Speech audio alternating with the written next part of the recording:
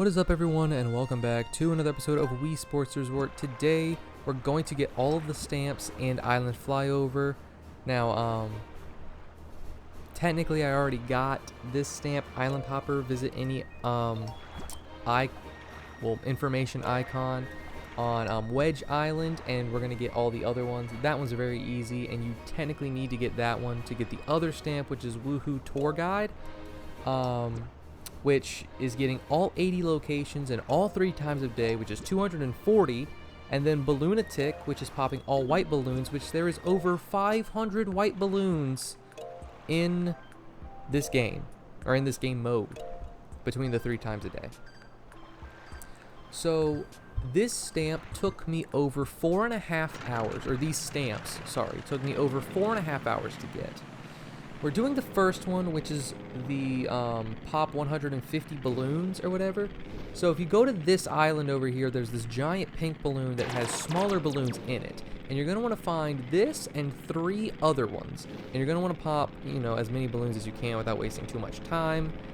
What does that look like? 150 divided by 4 doesn't, come out evenly. It's about 35 balloons on average you want to pop. Maybe a little more, maybe closer to 40. But some balloons you're gonna pop more than 40, some you're gonna pop less. Like here, I think I popped just under like 40, maybe I get 40, I really don't know. But this stamp is the easiest one out of all of them. Honestly, it's so easy and takes so little time. So after that one, which is pretty close to spawn, and when you turn around, you're going to go to the candle, which is the lighthouse. And there is another balloon. That is a giant green balloon. Have to fly through it to pop it, and you know the deal. Try and get 40-ish. What I like to do is I like to zoom my plane out pretty far and then turn around. That way I feel at least maximum area to hit these balloons. I can hit some with my gun and then, or blaster, sorry, and then I can fly into some other ones. So yeah, that one I go kind of crazy on. I hit 80, so that's another 40. So the next one you're gonna want to go kind of towards. Oh, I'm not done with balloons. Hold on, my bad. I'm trying to like maximize my balloon poppage, I guess. Anyway. So you're going to want to go kind of towards that island, but to the left. You see that tiny little blob, and it is a white balloon right beside the extreme canoeist, if you know where that information bubble is.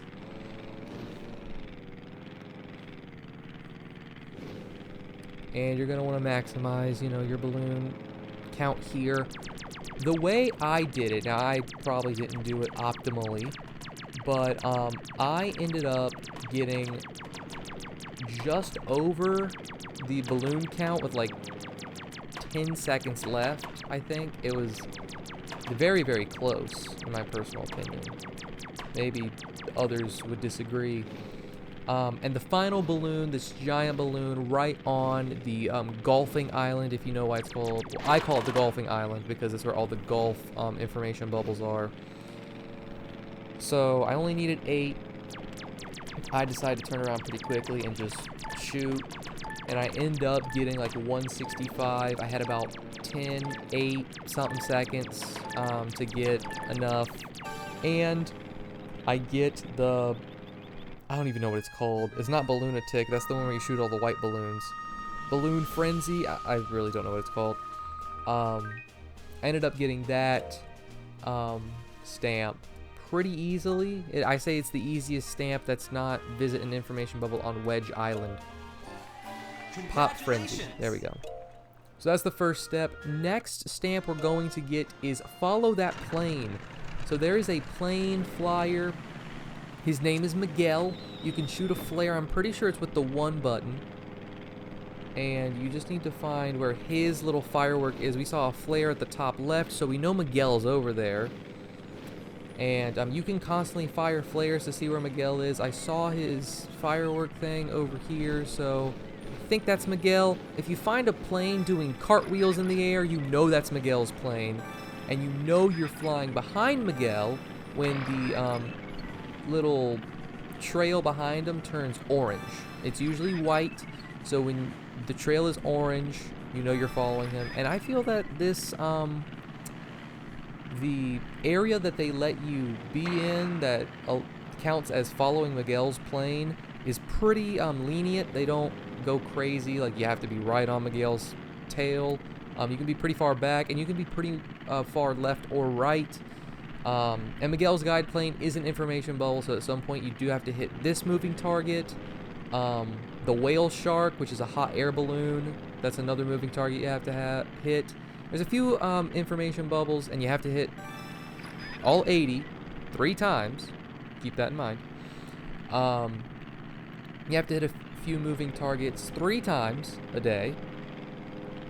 So that's fun. But a bonus to following Miguel, he will take you by so many information bubbles. He will not take you by every single one. But by golly, he'll take you by most of them. On the island, he'll take you by the ruins, the beach area, the town. I'm trying to think of the other places he hits. I mean, he goes in a lot of places. On this attempt, I decided to just follow Miguel pretty strictly. I'm pretty sure I could have hit the information bubble, but I decided to just follow Miguel. Like I said, you don't have to follow Miguel pretty, like right there, like up. I'm going up and down, and I'm still in the orange, you know, following trail color, so it's fine. Like you can go pretty far left and right, and still be following Miguel. But yeah, if you're ever lost and you're like, man, I really don't know what information bubble I have hit. One, at the end of the game, you can check which ones you've hit at each times of day. And then 2, Miguel's going to take you by most of them. One final thing on Miguel's guide plane, you don't have to follow it for 3 minutes straight, but if you do, it helps out a lot. Because you know you got the 3 minutes. And there's also a little sound cue. It's like do-do-do-do, and you'll hear it very, very soon. And that lets you know that you followed Miguel for the, you know, allotted time, which is 3 minutes. I found him pretty immediately, so I had tons of time left. I started popping balloons. I started going after information bubbles when I got that sound cue, which is coming up very, very soon.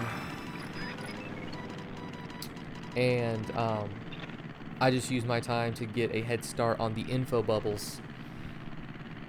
But that is follow that plane. 3 minutes. Doesn't have to be in one sitting or anything. So I'm going to show you the finals info bubbles and the final balloons I got. Because if I didn't, this video would be 4.5 hours long, and neither one of us wants to sit through that. Promise. So that was the final info bubble, and then it lets you know, hey, you got to do it in the evening and at night. The evening, I just missed, I think it was Resort, or Golf Resort A, or something. Yeah, Golf Area A was the final one I needed. I got all of them. I will say, going after these info bubbles and everything, it's a doozy. The white balloons are way worse. You get no hints on where the white balloons are. You better just know where you popped them. And just a little hint, a little just, I don't know, not common knowledge, just a little helpful hint, I feel.